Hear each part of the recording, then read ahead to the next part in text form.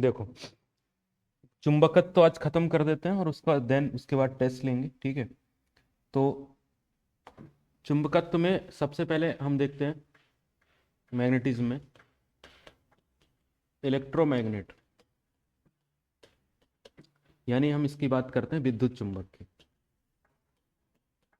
ये last topic है जो बचा हुआ है, ठीक है। विद्युत चुंबक में हमारे पास एक लोहे का टुकड़ा होता है। लोहे के टुकड़े को हम इस तरीके से वायर से लपेट देते हैं, ऐसे। तो इस तरीके से वायर से लपेट देंगे तो जैसे ही हम इसमें करंट फ्लो करवाएंगे, ठीक है, तो करंट फ्लो करवाएंगे तो करंट फ्लो करवाने पे ये क्या होगा, चुंबक बन जाएगा। क्या बनेगा? चुंबक, मैग्नेट बन जाएगा, ठीक है। तो मैग्नेट बनेगा तो उस मैग्नेट जो चुंबक बनेगा उसकी दिशा कैसे निकालेंगे? ये जो मैग्नेट बनेगा, चुंबक जो बनेगा, इस चुंबक की दिशा कैसे निकालेंगे? ठीक है, डायरेक्शन कैसे निकालेंगे? तो डायरेक्शन निकालने के लिए हम किसका उपयोग करते हैं? इसकी डायरेक्शन निकालने के लिए हम राइट हैंड पाम रूल का उपयोग करते हैं या स्क्रू के नियम का उपयोग करते हैं, ठीक है। किसका उपयोग करते हैं इसकी दिशा निकालने के लिए? चुंबकत्व की दिशा निकालना है तो किसका उपयोग करेंगे हम?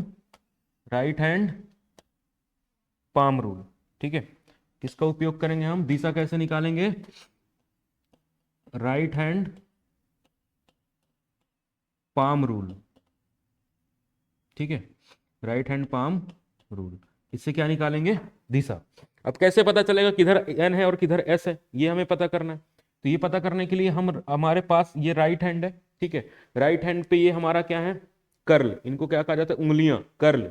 और ये क्या है? थंब, अंगूठा। तो कर्ल जो है ये धारा की दिशा बताएंगी। किसकी दिशा? धारा कहाँ जा रही? ऊपर। धारा कहाँ जा रही? ऊपर, ठीक है। धारा की दिशा कहाँ बता रहे हैं? ऊपर की तरफ। तो धारा जब ऊपर जा रही है तो इधर क्या होगा? एन और इधर एस। ये जो थंब है ये क्या बताता है? N pole. क्या बताता है? एन पोल की दिशा। राइट हैंड पाम रूल में जो हमारा कर्ल होता है, यानी उंगलियां, उंगलियां क्या बताती हैं? उंगलियां हमारे क्या बताएंगी? तो उंगलियां हमारी बताएंगी धारा की दिशा। क्या बताएंगी? धारा की दिशा, ठीक है। उंगलियां किसकी दिशा बताएंगी? धारा की। और जो थंब है, थंब यानी अंगूठा, हाँ, अंगूठा क्या बताएगा? North pole. क्या बताएगा? नॉर्थ पोल, उत्तरी ध्रुव। उत्तरी ध्रुव बताएगा, ठीक है। तो उत्तरी ध्रुव बताने का किसका काम है? अरे उत्तरी ध्रुव कौन बताएगा? अंगूठा। कल क्या बताएगा? धारा की दिशा बताएगा। समझ में आ गया यहां तक? किसी कोई confusion? Right hand palm rule बन जाएगा, ठीक है। तो हम इससे चुंबक बना सकते हैं। चुंबक दो तरीके के होते हैं, मैंने बताया था। एक होता है स्थायी यानी परमानेंट, और एक होता है अस्थायी यानी टेम्परेरी। टेम्परेरी बनाने के लिए हम विद्युत चुंबक का उपयोग करते हैं, ठीक है।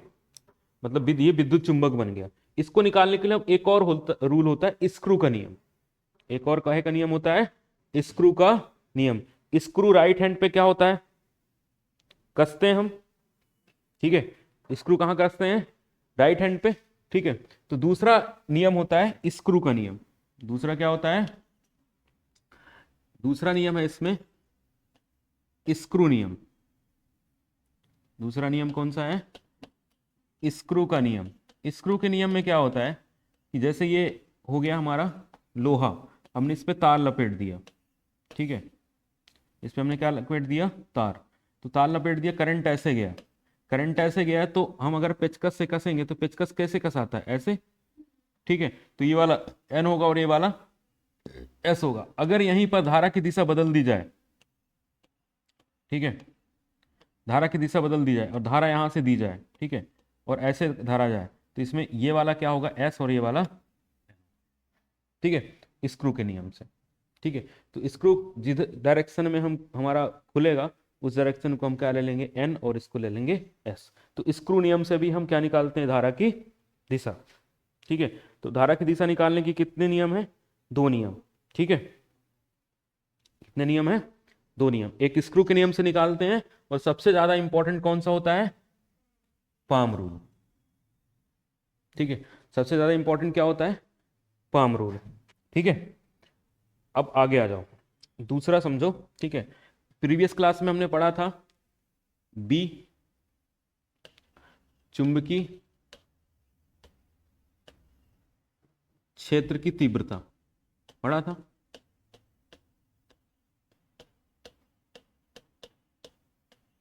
Magnetic field intensity, magnetic field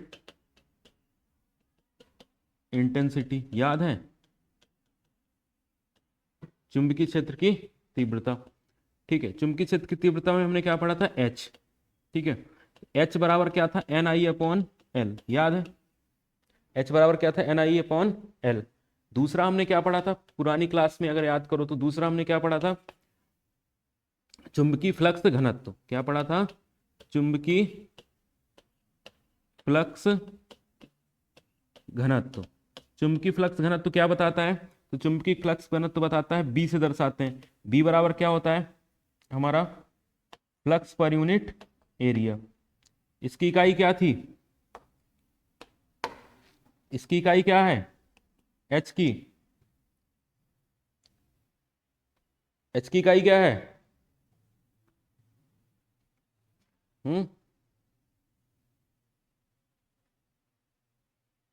H की इकाई क्या थी,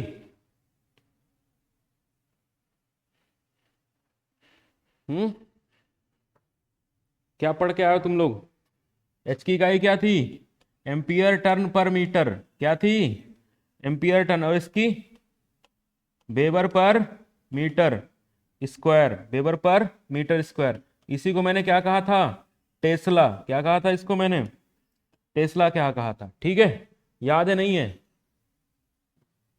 इसी चीज को हमने क्या कहा था, टेस्ला। ठीक है, इसी चीज को हमने क्या कहा था, टेस्ला। ठीक है, और रिलक्टेंस का क्या फॉर्मूला था, पुरानी क्लास में रिलक्टेंस पढ़ा था, एस बराबर L upon mu naught mu R A, ये पढ़ा था। रिलक्टेंस की इकाई क्या होती है इसकी, एम्पियर टन्स पर वेबर, एम्पियर टन्स पर वेबर किसकी इकाई होती है, रिलक्टेंस की। ठीक है, हाँ चुंबकत्व वाला चैप्टर है ये, थोड़ा सा टफ,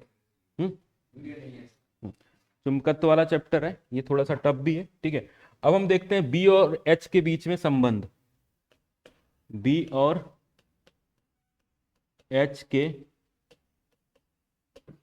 बीच संबंध, बी और एच के बीच में क्या देते हैं हम, संबंध। बी जो होता है वो समानुपाती होता है एच के, बी एच के क्या होता है, समानुपाती होता है, बी एच के समानुपाती होता है। समानुपाती होता है इसका मतलब ये होता है डायरेक्टली प्रोपोर्शनल टू एच। जब समानुपाती का साइन हम हटाते हैं तो बी बराबर क्या आ जाएगा यहाँ पर, म्यू नॉट म्यू आर और एच आ जाएगा, म्यू नॉट और म्यू आर क्या आ जाएगा, एच। ठीक है, ये म्यू क्या है, चुंबकशीलता है। चुंबकशीलता ये बताती है कि उसके अंदर से कितना कितना मात्रा में फ्लक्स जाएगा। ठीक है, चुंबकशीलता क्या बताएगी कि इसके अंदर से कितना फ्लक्स जाएगा, ये क्या बताता है, चुंबकशीलता। इसको कहा जाता है इंग्लिश में परमिएबिलिटी, परमिएबिलिटी चुंबकशीलता। ठीक है, बी बराबर क्या होता है, mu naught mu R H. ठीक है, अब देखो यहां पर आईटीआई लेवल पे उतना ज्यादा बहुत ज्यादा हमें नहीं पढ़ना, लेकिन हमें एक बात यहां पता है कि यदि एच का मान बढ़ाएंगे तो बी का मान क्या होगा, बढ़ेगा। ठीक है, एच का मान बढ़ाएंगे तो बी का मान क्या होगा, बढ़ेगा। तो एच, बी और एच के बीच में अगर हम संबंध बनाएंगे, इधर बी लेंगे इधर एच लेंगे, तो यदि हम बी का मान बढ़ाएंगे तो एच का मान क्या होगा, बढ़ेगा। कब तक बढ़ेगा, हमेशा नहीं बढ़ेगा, कुछ समय बाद, कुछ समय बाद क्या होगा, संतृप्त अवस्था आ जाएगी। कौन सी अवस्था आ जाएगी, संतृप्त अवस्था आ जाएगी, सेचुरेशन आ जाएगा। और संतृप्त अवस्था के बाद ये बी का मान, एच का मान तो बढ़ेगा। क्या टाइम हो रहा है, एच का मान क्या होगा, बढ़ेगा, लेकिन बी का मान नहीं बढ़ेगा। ठीक है, एच का मान तो बढ़ रहा है, देखो एच इधर बढ़ रहा है लेकिन बी नहीं बढ़ रहा है। इसका नाम है बी एच कर्व। इसका क्या नाम है, बी एच कर्व, बी और एच के बीच में कर्व। ठीक है, तो ये बनाया हमने डीसी के लिए। किसके बनाया, बी एच कर्व डीसी के लिए। किसके लिए, बी एच कर्व डीसी के लिए। समझ में आई बात, बी एच कर्व किसके लिए है, डीसी के लिए। अब जब हम एसी के लिए बी एच कर्व बनाएंगे, तो एसी के लिए बी एच कर्व जब हम बनाएंगे, एसी के लिए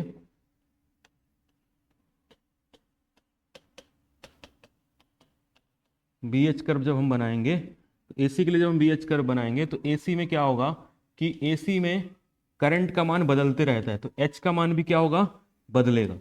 ठीक है, एच का मान भी क्या होगा, बदलेगा। एच और ये क्या है, बी। एच बराबर क्या होता है फॉर्मूला, एन आई अपॉन एल।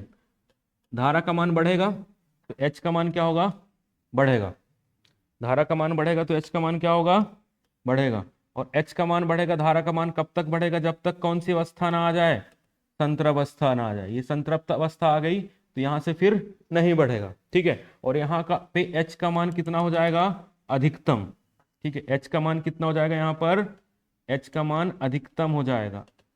ठीक है, एच का मान कितना हो जाएगा, अधिकतम, मैक्सिमम हो जाएगा। ठीक है, फिर अब क्या होगा, एसी में क्या होता है कि एसी में पहले करंट का मान बढ़ता है, धारा का मान पहले ऐसे बढ़ता है, फिर घटता है, फिर बढ़ता है, फिर घटता है, ऐसे चलता है। तो पहले करंट का मान क्या हो रहा है, बढ़ रहा है, यहां तक बढ़ा, फिर यहां से क्या होने लगा, कम होने लगा, यहां आके जीरो हो गया। तो जब कम होगा तो ये कम ऐसे ही नहीं होगा, जैसे ये बढ़ा है ना वैसे कम नहीं होगा, ये ऐसे कम होगा। कैसे कम होगा, ये ऐसे कम होगा। और ऐसा क्यों कम होगा, क्योंकि पदार्थ ने कुछ चुंबकत्व अपने अंदर ले लिया है। पदार्थ ने क्या कर लिया, कुछ चुंबकत्व ले लिया। तो यहां से यहां तक जो चुंबकत्व बचा, इसका नाम क्या होगा, बी आर। इसका क्या नाम होगा, बी आर। बी आर को इंग्लिश में कहा जाता है, बी आर मतलब अवशिष्ट चुंबकत्व। ठीक है, ये वाला कौन सा है, बचा हुआ, बचा हुआ अवशिष्ट कहलाता है। क्या कहलाता है, अवशिष्ट। इंग्लिश में कहा जाता है रेसिडुअल, रेसिडुअल मैग्नेटिज्म कहा जाता है। समझ में आई बात, ये बचा हुआ कौन सा है, रेसिडुअल। अब देखो यहां पे धारा आके क्या हो गई, जीरो। एच क्या हो गया, जीरो। एच का मान कितना हो गया, जीरो। अब विपरीत दिशा में एच का मान बढ़ा, क्योंकि आई बढ़ रहा है विपरीत दिशा में। एच का मान बढ़ेगा विपरीत दिशा में, तो विपरीत दिशा में बढ़ेगा, तो यहां आके बी जीरो होगा इस अवस्था में। तो यहां से लेके यहां तक जो एच का मान होगा उसका नाम क्या होगा, एच सी। क्या नाम होगा, एच सी। इधर क्या बी, इसका नाम क्या होगा, एच सी। यहां से लेके यहां तक मिलेगा उसका नाम क्या होगा, ये एच सी। एच सी का नाम क्या है, तो इसका नाम है coercive force, coercive force, coercive बल, कोरेसिव फोर्स। ठीक है, ये बी को हटाने के लिए, जब वो चुंबक बन गया है ना, तो उस चुंबकत्व को पहले हटाया जाता है। ठीक है, जैसे कोई चुंबक बन गया, मान लो ये मटेरियल है, इस मटेरियल में हमने ये तार लपेटा और तार लपेट के इस पे एसी सप्लाई दे दी। ठीक है, तो एसी सप्लाई क्या होगी, अपनी दिशा कुछ समय बाद बदल लेगी। जैसे अभी ऐसी है ना, तो दिशा बदलेगी, दिशा बदलेगी तो ये चुंबक बन जाएगा, पहले ये एन बनेगा और ये एस। फिर जब विपरीत दिशा में धारा होगी तो पहले एन और एस हटेगा, फिर जाके वो विपरीत दिशा में चुंबकत्व बनेगा। ठीक है, भले करंट जीरो हो गया था लेकिन उसके अंदर कुछ चुंबकत्व रह जाता है, जो रह जाता है उसका नाम क्या होता है, अवशिष्ट चुंबकत्व। हाँ हाँ, न्यूट्रल करंट ऑटोमेटिकली चेंज हो जाएगा ना एसी में, डीसी में फिक्स रहता है। हाँ, ठीक है, उसके बाद फिर हम विपरीत दिशा में बढ़ाएंगे। हाँ, पोल चेंज हो जाएंगे, चुंबक चेंज हुआ मतलब पोल चेंज हो गया। तो एच यहां पर बी क्या पहुंच जाएगा, मैक्सिमम। किस दिशा में, विपरीत दिशा में। अब पहले चुंबकत्व तो जो है दूसरे दिशा में बना था, अब दूसरे दिशा में बन रहा है। फिर इसके बाद देखो यहाँ पर फिर ये क्या होने लगेगा, अभी कम हुआ फिर ये बढ़ने, फिर और कम होने लगेगा, तो कम होते होते फिर ये ऐसे आ जाएगा और यहाँ पर हो जाएगा ये बी आर अगेन, लेकिन बी आर ये काहे में होगा, माइनस में। फिर इसको हटाने के लिए फिर हमें एच सी लगाना पड़ेगा, फिर ए एच सी लगेगा, ठीक है। और ये कर्व जो है लगातार बनते रहेगा, ये कर्व क्या होगा, लगातार बनते रहेगा। तो एसी में इस तरीके का बी एच कर्व बनता है। इस कर्व का नाम क्या है, बी एच कर्व। कौन सा नाम है इसका, बी एच का कर्व, ठीक है। बी एच कर्व में बी एच से पीछे हो जाता है, बी एच से पीछे हो जाता है, बी एच से कहा हो जाता है, पीछे हो जाता है। क्यों पीछे हो जाता है बी एच से, क्योंकि देखो यहां बी कितना था, 0, यहां पर इस पॉइंट पर बी कितना हो जाना चाहिए था, 0, क्योंकि एच कितना है यहां पर एच कितना है, एच इधर इधर बढ़ रहा है, तो एच कितना है यहां पर, 0, लेकिन बी 0 है क्या, नहीं है, बी कितना है, बी आर, तो पहले कौन 0 हुआ, एच, इसलिए एच क्या है, आगे है, एच क्या है, आगे, और बी कहां है, पीछे। एच बी से पीछे है, एच बी से कहां है, एच बी से कहां है, पीछे, ठीक है। सॉरी, बी एच से कहां है, पीछे। कौन पीछे है, बी। लेकिन जो ग्रीक भाषा के लोग हैं, कौन सी भाषा के, ग्रीक लैंग्वेज के लोग हैं, तो ग्रीक भाषा में पीछे को कहा जाता है हिस्टेरिसिस। पीछे को क्या कहा जाता है, हिस्टेरिसिस। क्या कहा जाता है इसको, हिस्टेरिसिस कहा जाता है, ठीक है। हिंदी में कहा जाता है सैथिल, हिंदी में क्या कहा जाता है, सैथिल। ग्रीक भाषा में पीछे को क्या कहा जाता है, हिस्टेरिसिस, और हिंदी में क्या कहा जाता है, सैथिल, ठीक है। सैथिल मतलब होता है जो सुस्त पड़ गया है, धीरे धीरे चल रहा है पीछे पीछे, उसको क्या कहा जाता है, सैथिल कहा जाता है, ठीक है। तो ये लगातार चुंबक बन रहा है और लगातार चुंबक को हटाया जा रहा है, ठीक है। एक प्रोसेस हो रही है, लगातार चुंबक को क्या किया जा रहा है, बनाया जा रहा है, और लगातार हटाया जा रहा है। तो जब हम चुंबक बनाएंगे तब भी ऊर्जा लगेगी, और चुंबक हटाएंगे तब भी, तो उस ऊर्जा का क्या होगा, नुकसान होगा। इसी नुकसान को क्या कहा जाता है, हिस्टेरिसिस लॉस, ठीक है, हिस्टेरिसिस हानि, ठीक है। तो इससे बनता है हिस्टेरिसिस हानि, ठीक है। लगातार कंटिन्यूअस मैग्नेटाइज और लगातार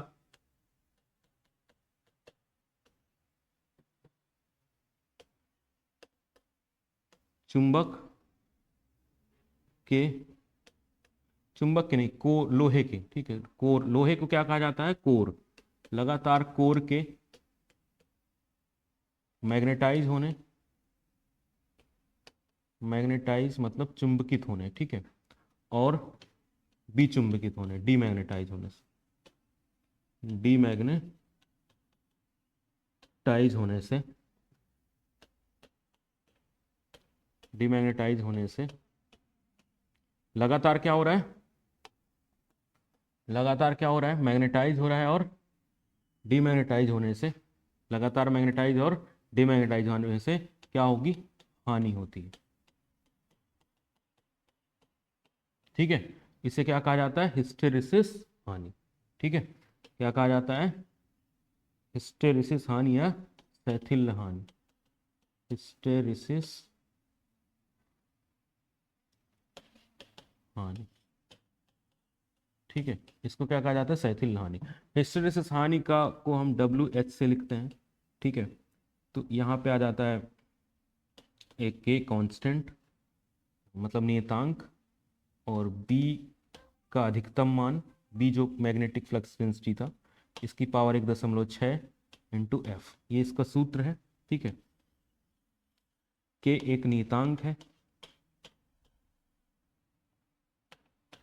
ये K एक नियतांक है, और F बराबर क्या है, आवृत्ति, और Bm बराबर अधिकतम चुंबकीय फ्लक्स घनत्व, अधिकतम चुंबकीय फ्लक्स घनत्व, मैक्सिमम फ्लक्स डेंसिटी, ठीक है। क्लियर है यहां तक, किसी कोई डाउट, बन जाएगा। अरे बन जाएगा, नहीं बनेगा? हिस्टेरेसिस का मतलब समझ में आ गया? डीसी करंट में भी डाउन होगा। हम्म डीसी करंट में भी डाउन। नहीं, डीसी में तो हिस्टेरेसिस हानि नहीं होगी। डीसी में फ्रिक्वेंसी कितनी होती है? 0।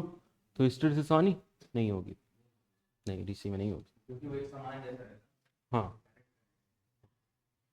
नहीं ऐसा नहीं है, वो कारण नहीं है एक समान रहता, ठीक है। उसमें करंट रिवर्स नहीं होती, इस वजह से मैग्नेटाइज और डीमैग्नेटाइज होने का कारण वो नहीं होता। इसमें रिवर्स होती है, रिवर्स इसमें भी ना हो तो इसमें भी ना हो, कोई दिक्कत। इसमें जो करंट का रिवर्सल हो रहा है ना, उसकी वजह से होता है ऐसा, ठीक है। करंट उसमें क्या होती है, करंट कांस्टेंट है और एक ही दिशा में है, इसमें दिशा बदल रही, इस वजह से ऐसा होता है, ठीक है। डीसी में फ्रिक्वेंसी 0 होगी तो इसलिए हिस्टैरिसीस लॉस क्या होगा? 0 होगा। या कोर में लोहे का कोर ना बनाओ, जब कोर नहीं बनाओगे तो मैग्नेटाइज ही नहीं होगा, ठीक है। और नहीं, ऐसा थोड़ी होता है, पंखों में कोर रहता है। बाइंडिंग करते देखा है कभी? वो काहे में करते हैं? कोर पे ही तो करते हैं, लोहे का लिए रहते हैं उस पे तो बाइंडिंग करते हैं, वो कोर होता है। ऐसे बाइंडिंग हवा में नहीं की जाती, हवा में बाइंडिंग की जाती है, वो अलग कॉन्सेप्ट होता है, ठीक है। इलेक्ट्रिशियन में नहीं है वो।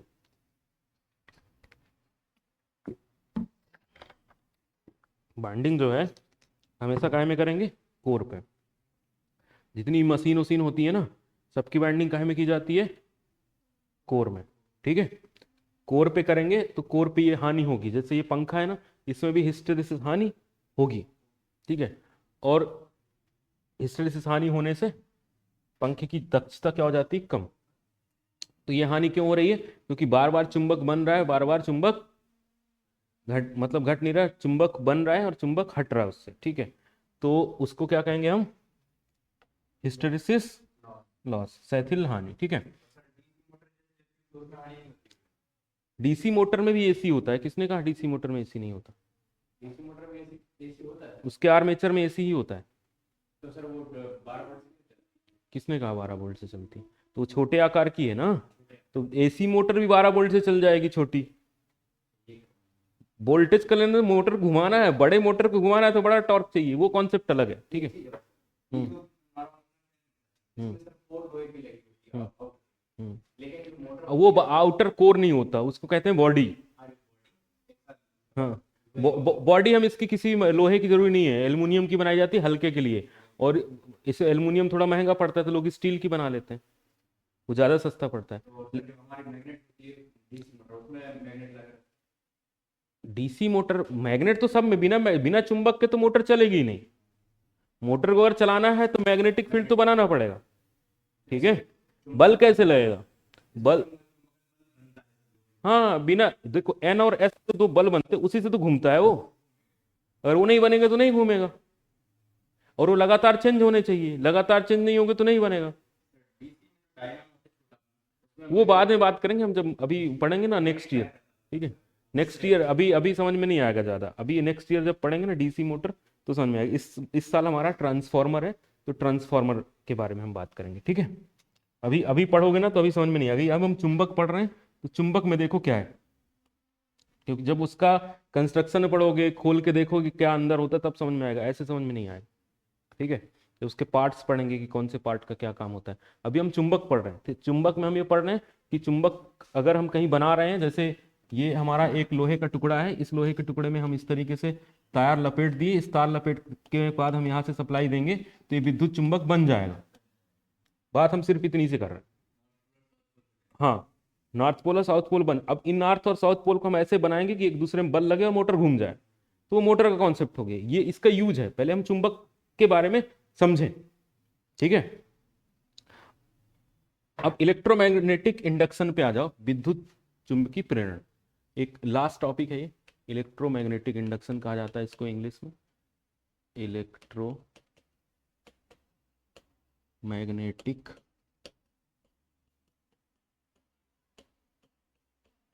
इंडक्शन, विद्युत चुंबकीय प्रेरण। ये बहुत खतरनाक कॉन्सेप्ट है, ठीक है। इसी पे सारा काम होता है अभी तो, ठीक है। विद्युत चुंबकीय प्रेरण में एक साइंटिस्ट है जिसका नाम है फेराडे। क्या नाम है? फेराडे। फेराडे ने नियम बनाए, फेराडे ने नियम बनाया,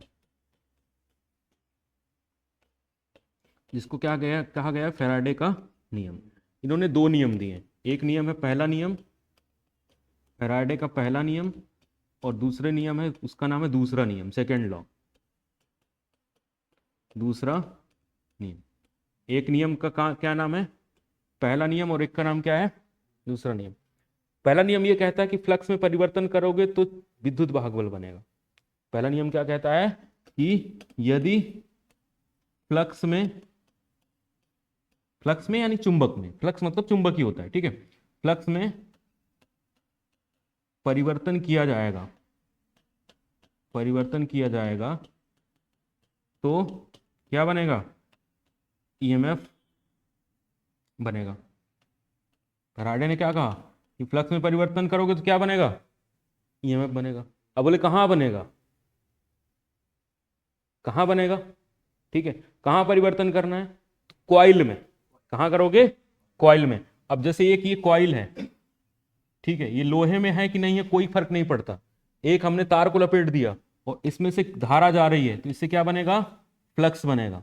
इससे क्या बनेगा, फ्लक्स। अब इस फ्लक्स में यदि परिवर्तन करोगे तो ईएमएफ बनेगा। अब कहां ईएमएफ बनेगा, तो इसके खुद में एक ईएमएफ बनेगा, और एक अगर पड़ोस में कोई कॉइल स्थित है तो इसमें भी ईएमएफ बनेगा। ये फ्लक्स इससे भी लिंक कर सकता है, इससे भी जुड़ सकता है, तो यहां भी ईएमएफ बनेगा।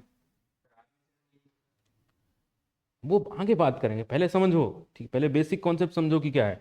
अगर फ्लक्स में परिवर्तन करोगे तो खुद में ईएमएफ बनेगा और पड़ोसी में भी ईएमएफ, पड़ोस में अगर कोई कॉइल स्थित है तो उसमें भी ईएमएफ बनेगा। जो ईएमएफ इस पर बनेगा, ठीक है, इसको क्या कहेंगे हम, स्वप्रेरण। क्या कहेंगे, स्वप्रेरित विद्युत वाहक बल, स्वप्रेरित विद्युत वाहक बल, ठीक है, सेल्फ इंड्यूस्ड। अरे खुद में आ रहा है तो क्या कहेंगे हम, सेल्फ इंड्यूस्ड, और ये पड़ोस में आया तो इसको क्या कहेंगे हम, अननोन प्रेरण, अननोन प्रेरण। इसको क्या कहा जाता है, म्यूचुअल इंडक्शन। क्या कहा जाता है इसको, म्यूचुअल इंडक्शन कहा जाता है। तो जो कॉइल जो है यहां से इससे जाके पड़ोस वाली कॉइल में करती तो उसको अननोन प्रेरण कहेंगे। इससे ईएमएफ बनेगा ई और इससे बनेगा ई, दोनों में बनेगा, लेकिन पड़ोस में भी बन सकता है और इसमें भी। तो फैराडे ने सिर्फ इतना बताया गया था कि ईएमएफ बनेगा, लेकिन हमें यह पता होना चाहिए कि खुद में भी बनेगा और पड़ोस में कोई कॉइल है तो उसमें भी बने। इस सिद्धांत पे ट्रांसफार्मर काम करता है, इस सिद्धांत पर ट्रांसफार्मर काम करता है। ट्रांसफार्मर घर के बाहर जो लगा रहता है ना,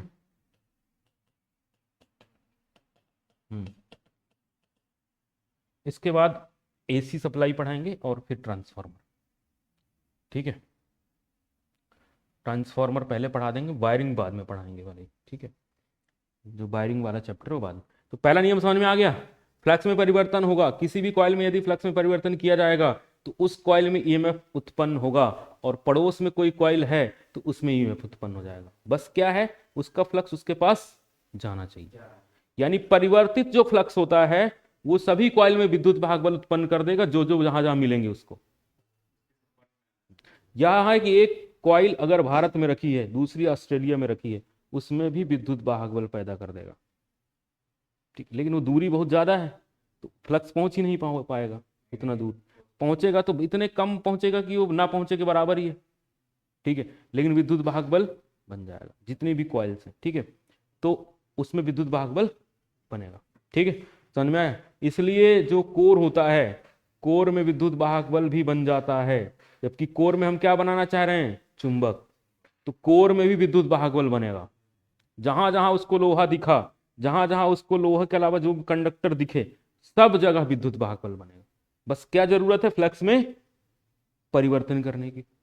अब जो एसी सप्लाई होती है उसमें तो फ्लक्स वैसे ही परिवर्तित होते रहता है ना, एसी सप्लाई में फ्लक्स तो वैसे परिवर्तित हो रहा है। जब एसी सप्लाई में फ्लक्स ऐसे ही परिवर्तित हो रहा है तो जो एसी सप्लाई है वो दूसरी कॉइल पे विद्युत वाहक बल उत्पन्न कर देगी, ठीक है।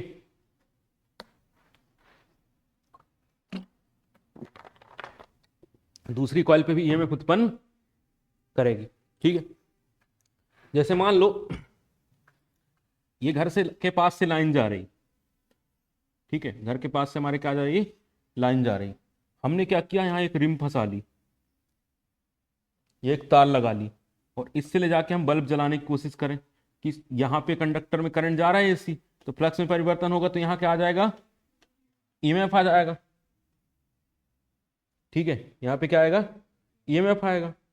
ठीक है, तो हम यहाँ भी मतलब घर के पास से कोई लाइन जा रही, वहां कुछ फंसा के लोहे की एक कॉइल बना के हम क्या कर सकते हैं, करंट की चोरी कर सकते हैं, है ना। लेकिन फैराडे ने कहा आगे सुनो, जो ईएमएफ का मान होगा, ईएमएफ का मान फ्लक्स परिवर्तन की दर के, फ्लक्स परिवर्तन की दर के समानुपाती होगा। ऐसा नहीं है कि कितना भी ईएमएफ बन जाएगा। नहीं नहीं, ऐसा नहीं, समानुपाती मतलब ई समानुपाती होगा फ्लक्स परिवर्तन के। ठीक है, तो ई में जब यहां हम साइन हटाएंगे तो आएगा N d phi by d t. ठीक है, क्या आएगा, एन, एन क्या है, टर्नों की संख्या। अब इसमें टर्न कितना है, एक, ये में बहुत कम बनेगा। ठीक है, ईएमएफ बहुत कम बनेगा। ठीक है, तो फैराडे ने ये बताया कि जो फ्लक्स, दूसरा नियम है ये, दूसरे नियम में ये बताया कि देखो जो फ्लक्स परिवर्तन की दर है वो किसके समानुपाती होगा, ईएमएफ उत्पन्न करने के। तो जितना ज्यादा हमें ईएमएफ उत्पन्न करना है उतना फ्लक्स में परिवर्तन तो करना है, साथ में एक चीज और ध्यान रखना है कि उसमें टर्नों की संख्या कितनी है। यदि टर्न कम होंगे तो विद्युत वाहक बल कम बनेगा। ठीक है, इसलिए वो सिंगल तार गया, कितना ईएमएफ लोगे उससे। ठीक है, उससे ज्यादा नहीं लिया जा सकता। ठीक है, करंट चलो फिर भी करंट अगर ज्यादा है तो करंट हम ले सकते हैं। ठीक है, करंट अगर ले लिए, करंट कम है और वोल्टेज का वो है, ठीक है, वोल्टेज थोड़ा बहुत कम आ रहा है, वोल्टेज करंट भले ज्यादा आ रहा है, तब भी काम नहीं होगा। ठीक है, करंट का होना भी क्या है, जरूरी है, और वोल्टेज का होना भी जरूरी। ठीक है, तो ये किसने बताया इसके में, फैराडे ने। ठीक है, अब एक फैराडे के बाद एक आया लेंज। लेंज ने ये कहा कि देखो ये जो विद्युत वाहक बल उत्पन्न हो रहा है ना, तो ये किसके कारण उत्पन्न हो रहा है। ठीक है, किसके कारण उत्पन्न हो रहा है, फ्लक्स परिवर्तन की दर। अगर आप फ्लक्स परिवर्तन नहीं करोगे तो विद्युत वाहक बल उत्पन्न नहीं होगा। ठीक है, जितना ज्यादा फ्लक्स में परिवर्तन करोगे उतना ज्यादा ये विद्युत वाहक बल उत्पन्न करेगा। ठीक है, जितना ज्यादा फ्लक्स में परिवर्तन करोगे उतना ज्यादा विद्युत वाहक बल बनेगा। क्लियर है कहानी। ठीक है, यानी लेंज ने ये कहा, नहीं लोड कैपेसिटी अलग बात है। ठीक है, लोड कितना सहेगा वो बात अलग है। अभी हम सिर्फ ये बात कर रहे हैं कि जितना ज्यादा फ्लक्स में परिवर्तन करोगे तो ईएमएफ उत्पन्न होगा। ये किसने बताया, फैराडे ने। लेंज ने ये कहा कि जिसकी वजह से उत्पन्न हुआ है उसी का विरोध करेगा। कौन आए, लेंज। उन्होंने क्या कहा कि जिसकी वजह से ईएमएफ उत्पन्न हुआ है उसका क्या करेगा, विरोध करेगा। ठीक है, इसलिए यहां पर क्या आएगा, एक ऋणात्मक साइन आएगा, यहां माइनस साइन आएगा। माइनस साइन कौन बताया, लेंज ने बताया। ठीक है, लेंज का ये कहना है कि जो प्रेरित विद्युत वाहक बल है, प्रेरित विद्युत वाहक बल की दिशा इस प्रकार होगी, कि वह उसी कारण का विरोध करेगा, उसी कारण का विरोध करेगा जिसके कारण उत्पन्न हुआ था, जिसके कारण उत्पन्न हुआ था। उसी कारण का क्या करेगा, विरोध करेगा। ये है लेंज, बहुत महान लोग हैं ये, ठीक है। ने ये बताया कि जिसकी वजह से उत्पन्न हो रहा है ना, उसी का क्या करेगा, विरोध करेगा, ठीक है। और ये नियम, लेंज का नियम बहुत सारी जगह लागू होता है, ठीक है। जो जिसकी वजह से क्या करेगा, जो जिसकी वजह से उत्पन्न होगा उसी का, जैसे तुम लोग माँ बाप का क्या करते हो, नहीं करते हैं, क्यों नहीं करते, तुम लोग भी करते हो, मैं गिनाऊं कैसे करते हो। घर वाले पढ़ने के लिए भेजते हैं, घर वाले एक्सपेक्ट करते हैं कि हमारा बच्चा क्या जाएगा पढ़ेगा, बच्चे को कल का पढ़ाया याद ही नहीं है, बच्चा घर में पढ़ ही नहीं रहा है, तो क्या कर रहे हो, उनके पैसे का तो खा ही रहे हो ना, ठीक है। तो कहीं ना कहीं विरोध कर रहे हो। घर वाले सोचते पढ़ लिख के नौकरी करेगा, या पढ़ लिख के बिजनेस करेगा, कुछ करेगा, ठीक है, बुढ़ापे में सहारा बनेगा। तो बन पाते हो, बन पाओगे, नहीं बन पाए तो भी क्या कर रहे हो, विरोध कर रहे हो, ठीक है। और आखिरी वक्त जब आएगा तो पिता को आग कौन देता है, बेटे ही देता है ना, बेटा ही देता है ना, नहीं देता। तो आखिर में कौन जलाता है, बेटा ही, आखिर में विरोध, ठीक है। तो वो चलो सेकेंडरी बात है, लेकिन ये जो नियम है ये बहुत इंपॉर्टेंट है। कारण ये है कि एक बात समझो कि एक ऊर्जा है जिसकी वजह से ईएमएफ उत्पन्न हुआ है, तो वो ऊर्जा कम होती जाएगी ना। अगर वो अपनी ऊर्जा दे के उत्पन्न कर रहा है तो वो एनर्जी क्या होती जाएगी, कम होते जाएगी। इस वजह से ये नियम बहुत सारी जगह लगता है। जैसे हमारे ये जो पंखा है ये घूमता है तो लेंज के नियम की वजह से घूमता है, ठीक है। लोग फैराडे का नियम हर जगह बताते रहते हैं, ठीक है। आगे जब हम पढ़ेंगे तब उसके बारे में बात करेंगे। तो ये लेंज का नियम है जो कि बहुत इंपॉर्टेंट होता है, ठीक है। अब जिसकी वजह से ईएमएफ उत्पन्न हुआ उसका विरोध करेगा, तो उसका विरोध कैसे करेगा, सामने वाले को कम करके। तो विरोध कैसे किया जाएगा, सामने वाले की वैल्यू को कम करके।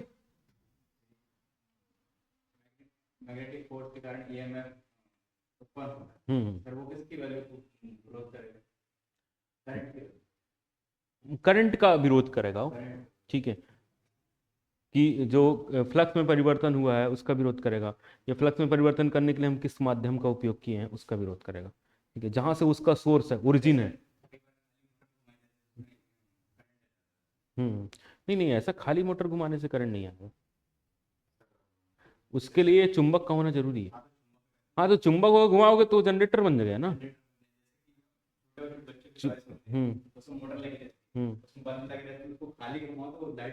वो इसलिए जलती है क्योंकि उसमें विद्युत भाग बल बन रहा है, क्योंकि उसमें चुंबक है, चुंबकीय क्षेत्र में घुमा रहे हो।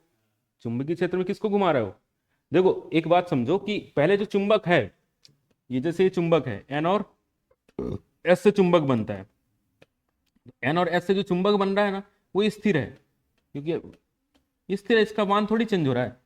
लेकिन जैसे इसके अंदर रखा हुआ चालक जिसको हम कहते हैं रोटर, इसको जब हम घुमाते हैं तो फ्लक्स में परिवर्तन हो जाता है, तो ईएमएफ उत्पन्न हो जाता है, ठीक है। और जो फ्लक्स में परिवर्तन होगा ना, ईएमएफ उत्पन्न होगा, जब उसको चलाओगे ना तो भारी लगेगा, ऐसे नहीं घूमेगा, ठीक है। उसके लिए घुमाने के लिए ऊर्जा लगेगी, ठीक है, बिना ऊर्जा के नहीं घूमेगा, तो वो ऊर्जा कम हो रही है, ठीक है, वो एनर्जी कम हो रही है। तो ये हो गया हमारा लेंज का नियम, और ये हो गया फैराडे का नियम, ठीक है। लेंज का नियम और फैराडे के नियम से ध्यान रखना। कुछ चीज़ें मैं और पढ़ा देता हूँ, सिलेबस में तो नहीं है बट फिर भी मैं पढ़ा देता हूँ इनको, ठीक है। एक प्रेरकत्व का फॉर्मूला, ये इंडक्टेंस वाला चैप्टर हम अलग से कर लेंगे, ठीक है। इंडक्टेंस वाला जो चैप्टर है वो हम सेपरेटली डिस्कस कर लेंगे, ठीक है। तो ईएमएफ कितने तरीके से इंड्यूस्ड होता है, दो तरीके से, ठीक है। एक कौन सा होता है, अरे नहीं, एक होता है सेल्फ का और एक होता है म्यूचुअल का, ठीक है। एक होता है सेल्फ का और एक होता है म्यूचुअल का, ठीक है। और एक होता है डायनेमिकली, ठीक है। या ऐसा मान के चलो कि ईएमएफ, इंड्यूस्ड ईएमएफ मैं यहाँ पे लिख देता हूँ। इंड्यूस्ड ईएमएफ कितने प्रकार का होगा, दो प्रकार का होगा, एक होगा सेल्फ का, एक होगा म्यूचुअल का, जो सेल्फ का होगा ना, या इनको और कैटेगरी चेंज कर देते हैं इनकी, ठीक है। एक लिख लो डायनामिकली, डायनामिकली यानी गतिज, गतिज, और एक होता है स्टैटिकली, स्टैटिकली यानी स्थिर, स्थैतिक। एक होगा स्थैतिक और एक होगा गतिज। स्थैतिक में दो होते हैं, एक होता है जो हमने पढ़ा है सेल्फ वाला, और एक म्यूचुअल वाला। स्थैतिक और गतिज का मतलब ये होता है जैसे मोटर है, ठीक है, मोटर में जो डीसी मोटर है, ठीक है, उसमें एन और एस ये मैग्नेट बना हुआ है, इसमें हम किसको घुमा देते हैं, रोटर को, ठीक है। तो जिसमें चुंबकीय क्षेत्र जो है स्थिर होता है, ठीक, वो नहीं घूमता, या चालक स्थिर होता है, दो में से कोई एक चीज स्थिर होगी, ठीक है। और जिसमें दोनों चीज स्थिर होती है, चालक भी स्थिर होता है और चुंबकीय क्षेत्र भी स्थिर होता है, ठीक है, उसको क्या कहा जाता है, स्टैटिकल एंडोजियम। ये ट्रांसफार्मर में होता है और ये डीसी मोटर पे, डीसी मशीन में होता है, ठीक है। तो चलो ये चैप्टर खत्म हो गया। नेक्स्ट क्लास में हम पढ़ेंगे कैपेसिटेंस के बारे में। कैपेसिटेंस एक ही क्लास में हो जाएगा। कौन है? ठीक है। ये फाइल भी जमा करनी है। नहीं जमा, पहले अभी तुम लोग बना तो लो पूरी।